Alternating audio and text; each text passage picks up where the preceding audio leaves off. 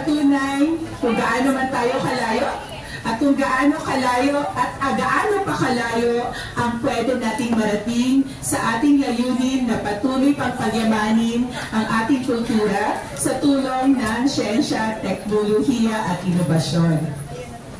Ngayong araw din po, hindi lamang yung pagdiriwang ng makulay na kultura ng Pilipinas na hinabi ng ating tradisyon na nakatahirin sa ating pagka-Pilipino, hindi lamang yon ang pinagdiwang natin, kundi pati na rin yung sama-samang pagsisikap ng lahat upang umunlad ang ating bansa sa tulong ng agham, teknolohiya at inobasyon.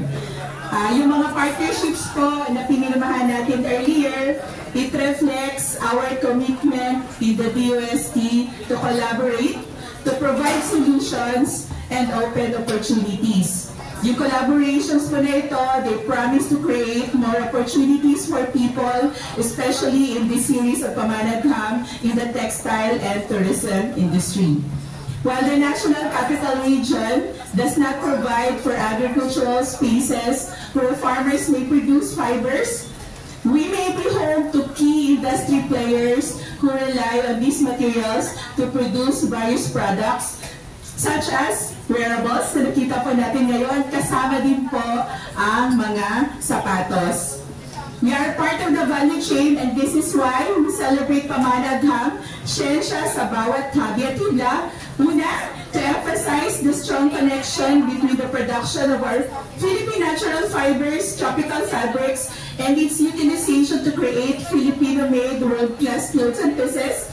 And second, to underpin that these are tied to our roots as Filipinos.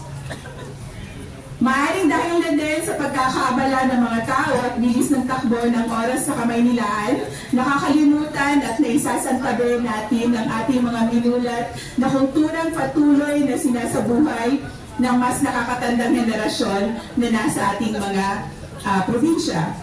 Pero ngayong araw, nais kong ipaalala na bahagi ng ating pagka-Pilipino ang ating mga tela, ang bawat habi, ang bawat hibla. Hence, I call on those who are in Metro Manila, whether the professionals or whether for professional or for corporate purposes, in the midst of the city's hustle and bustle, for us to help showcase our tradition through the use of Philippine fibers and fabrics to produce quality wardrobe and other wearables, putting into the spotlight the stories and cultural practices that are tied in them.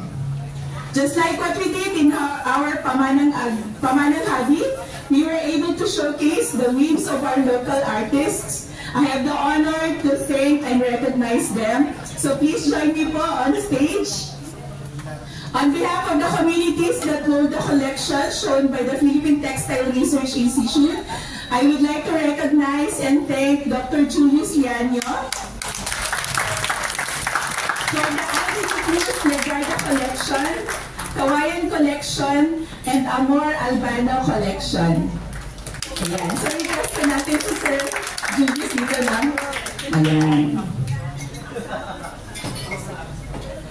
Miss Rose Wandali for the Rose and Fabric Collection. Mr. Romel Virgo for Virgo by Roman Rico. And of course, our sponsor, Miss Farah Ramos, head of the Farah Model Staff. Thank you so much. And Mr. Leonardo Bernabe Jr., AVP for Marketing of the Body Shop. A round of applause, please, for our artists and partners. So we at the DOST remain steadfast in our commitment to provide solutions and open opportunities through science, technology, and innovation. Makakaasa po kayo that we will work hand in hand as one DOST to build a nation where science serves as a thread that binds our rich cultural tapestry.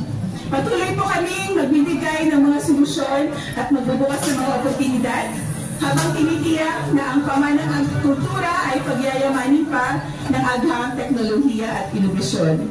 So muli po, mabuhay ang agham teknolohiya at inobasyon, mabuhay ang ating pagiging Pilipino, at magandang hapon po sa lahat.